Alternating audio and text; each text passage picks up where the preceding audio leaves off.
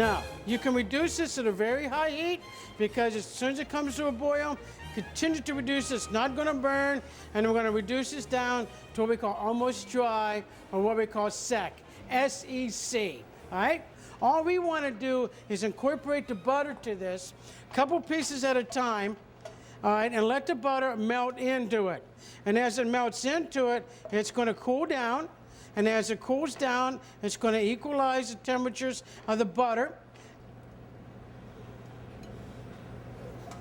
Okay, you can see all them little pieces of shallots and peppercorns and get all those little munchies out of there.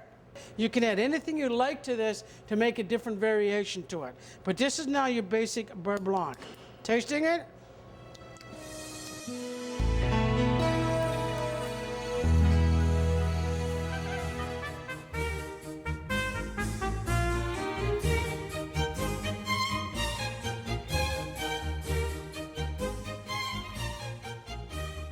The pan is nice and hot. I have a slight haze of smoke coming up. And the ossobuco is going right into the hot pan. Important to understand that, again, just like for sauteing, this searing part is not happening.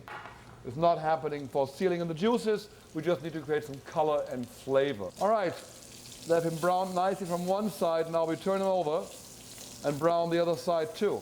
All right, the veal shank now is well browned from either side, and it'll leave the pan.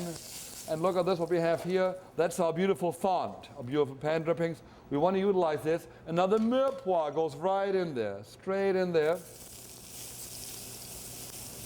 Mirepoix onions, celery, and carrots.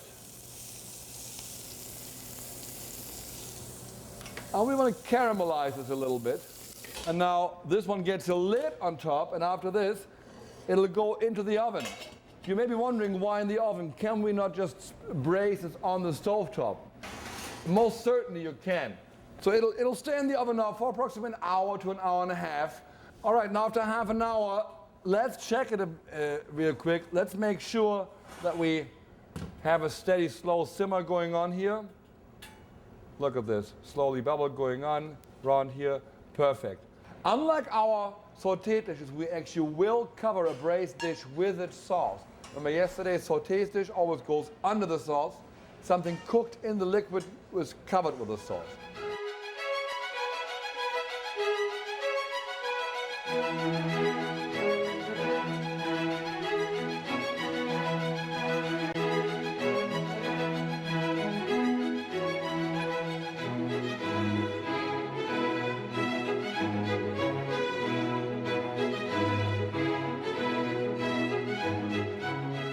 So we're going to turn the heat down just a little bit, giving us enough heat to get us a brown, and also enough heat to give us that fond reaction on the bottom of the pan. Now you can see it starting to brown nicely on the fat side. So let me turn this over, and I can show everybody here what you got in terms of color. All right, so I'm going to turn this back over on this other side, and I'm going to brown it on that side. We could have maybe a little bit longer on this, but this will be fine. This is going to darken up in the oven a little bit more. And this is what we want. Now, as this is browning, and some of you can see in this pan that I got some particles going on the bottom. Now you're going to say, well, that's an awful lot of fat. Well, the reason I got that amount of fat in there is because I want to brown it. You got to remember, the fat is a cooking medium. And the fat gets very hot. The fat is covering all those cracks and crevices in there.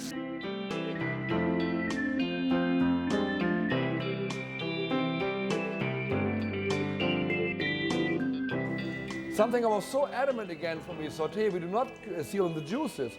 When we pan fry, we actually do this. So I want to make sure it stays nice and moist. As you see, the fat goes 1/3 to halfway up the item. That is enough. If you should realize throughout the cooking, you want to make sure that you add a little bit more, because the fat will absorb the oil it needs, no matter how much you give it. And if you don't give it enough, it'll run dry and burn.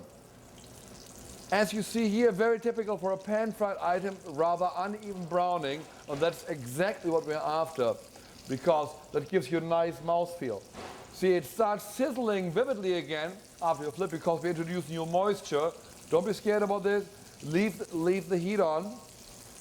Once we have a nice color, we will then remove it from the pan.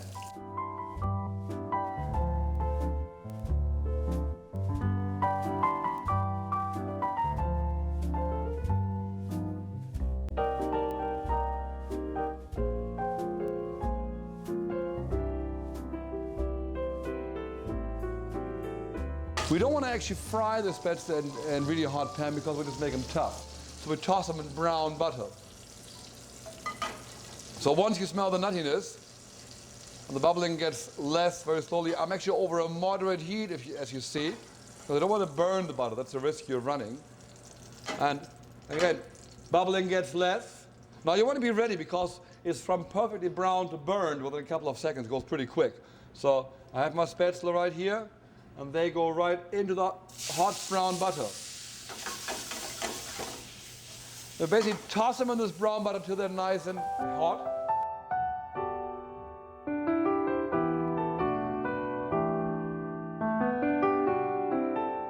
Now sweating means that you're going to saute without color. So sweating means that it's going to be translucent in appearance. So I'm going to move these around a little bit. I'm going to just keep these going. You can see how that rice kernel comes all apart? Just separates very, very nicely. All right, so now the key is, like I told you before, change your middle name to taste. Okay, we're going to taste this. Oh, so good. All right, we need a little salt.